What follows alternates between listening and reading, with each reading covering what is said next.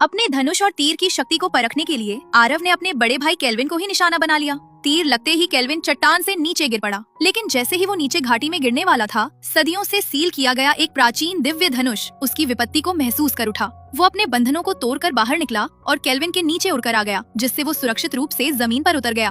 दिव्य धनुष की रक्षा कर रहे दो भिक्षु आचार्य रुद्रनाथ और आचार्य सोमकेत ये दृश्य देखकर स्तब्ध रह गए। उन्हें एहसास हुआ कि केल्विन ही इस धनुष का नियत स्वामी है, इसलिए उन्होंने तुरंत उसे युद्ध कलाओं की शिक्षा देने का निर्णय लिया। 1 साल बाद केल्विन की शक्ति और कौशल में जबरदस्त वृद्धि हो चुकी थी। वो एक तीर से पूरे पहाड़ को भेद सकता था। भिक्षुओं को लगा कि अब सही समय आ गया है। उन्होंने उसे दिव्य धनुष सौंप दिया, लेकिन उन्होंने उसे धोखा देते हुए कहा कि ये सिर्फ एक साधारण धनुष है और आदेश दिया कि वो इसे हर समय अपने साथ रखे। उत्साहित होकर केल्विन ने धनुष का उपयोग करने की कोशिश की, लेकिन वो उसे ठीक से उठा भी नहीं पा रहा था। चाहे जितनी भी कोशिश करे, वो उसकी प्रत्यंचा को थोड़ा सा ही खींच पाता था। उसे ये नहीं पता था कि उस धनुष का वजन पूरे 10,000 किलो का था। कुछ समय बाद केल्विन ने आरव से बदला लेने का फैसला किया। जब वो अपने कबीले में लौटा तो उसने प्रतिष्ठा का प्रतीक पत्थर का स्मारक देखा। वर्षों से कोई भी उस पर एक खरोंच तक नहीं डाल पाया था, लेकिन केल्विन ने एक ही तीर से उस स्मारक को चकनाचूर कर दिया। कभी आरव ने उस पर पिता का धनुष चुराने का झूठा आरोप लगाया था। उनके पिता महासेन ने बिना सच्चाई जाने केल्विन को दंडित कर दिया था। अंत में आरव ने उसे चट्टान से नीचे फेंक दिया था।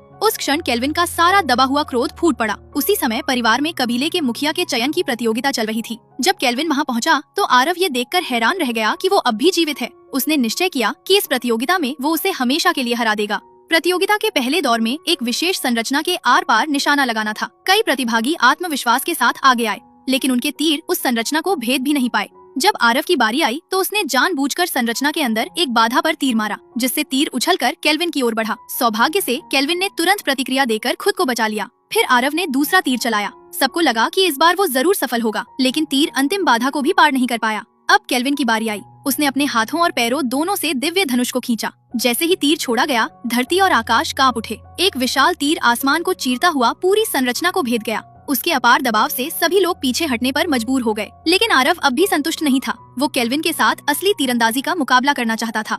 जैसे ही केल्विन ने अपनी बाहें फैलाई, स्वर्ग और पृथ्वी की सारी शक्ति उसके भीतर एकत्रित होने लगी। आसपास के सभी तीर हवा में उड़कर एक दिव्य तीर में विलीन हो गए।